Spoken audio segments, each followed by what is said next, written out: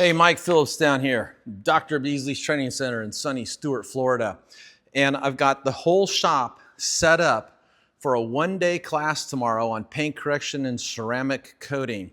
And I just want to kind of walk through and show you what one of these one-day classes look like. So I've got a collection of different rotary polishers. You can see they all got 8-inch wool pads on them. Here's Flex, cordless, here's Rupes, here's Harbor Freight Hercules cordless.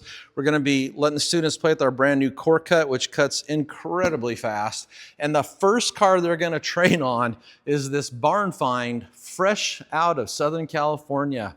I'm not sure how long this has been sitting. I think a couple decades though. And I could have cleaned it up, but I wanted the class to experience cleaning, washing it, cleaning the interior, doing an engine detail on a real barn find. Because usually you just get to watch other people do them. In my class, you get to do them.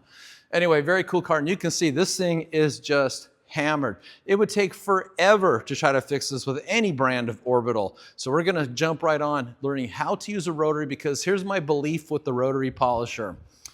There's an old saying, it goes like this: use the right tool for the job. Sometimes the right tool is the rotary polisher. So when people take my class, I want them to leave here knowing how to use it, knowing when to use it, and having confidence in how to use it.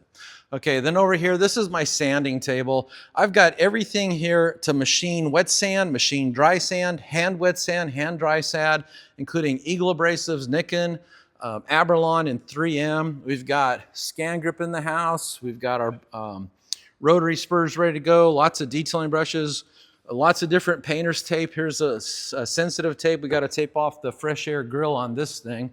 So that's what that sensitive tape is for. Over here, we got the detailometer. So the class is going to see how to use this, and we're going to do readings before and after on all 3 cars they detail.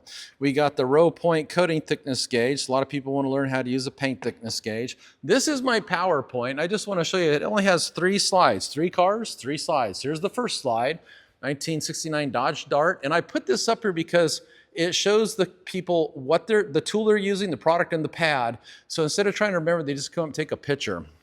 Anyway, that's the first car. Here's the second car, the 34. And then here's the third slide. There's the Pontiac Grand. That's as big as my PowerPoint gets. And it's just so people can take a picture so you don't got to try to remember what they're using. Over here, I've got Eagle Abrasives Wet Dry 2000 grit, already sanding, soaking, getting ready, because we're actually going to do some sanding on the Dodge Dart. There's one Werner work platform. Here's another one. That's to get the roof. But for this here, this is a 1934 Chevy 4-door street rod. It's a sedan street rod. And a lot of people think it looks pretty good. Let me throw a little light on here. Here's what it looks like. The whole car looks like this. Here's just a little test spot I did with NSP primers. So this will be a 2-step. This is going to be a 3-step. This will be a 2-step, and this will be a 1-step. So I teach 3 different main or primary approaches to detailing a car in one day. For this here, we're going to learn how to use a ceramic AIO. This is a 1977 Pontiac Grand Prix SJ model, actually very rare. And even without the swirl finder light, you can see just how horrible the paint is. But let me throw a swirl finder light on there. There's before, and here's Z1, a 1-step ceramic AIO. And then real quickly, let me just show you, here's batteries charging station. Got a lot of batteries, a lot of battery powered tools. Up here are the Flex FX3411 1.6 millimeter cordless DA sanders for machine damp sanding or machine dry sanding. Up here we got the Flex Super Beast. Okay, so we got the Super Beast, a whole collection of Super Beasts. Here's the original Beast. You can tell by the aluminum head. Down here we got the Sea Beast. These are cordless versions of the Beast. There's the Hercules force rotation. Down here I got some Griot's Garage polishers. There's our Harbor Freight. There's our Griot's Garage. There's the Flex Finisher. These are kind of tools we don't quite use as much, but I want to make them available. Here are Flex cordless rotary. Up here are my Pixies, PXE80s. Here are the 24-volt systems. I got the Sea Beast, the Finisher, and the rotary. Then I got some corded Flex polishers. We've come over to here, and here we've got the Rupes HLR 75 12 millimeter free spinning random orbital polisher. We got 2 nanos. We got Bigfoot cordless 21 and 15 charging station for those tools. Down here we got 2 Duettos. We actually got an old Cyclo if someone wants to play with that. Here's Rupes rotary polishers.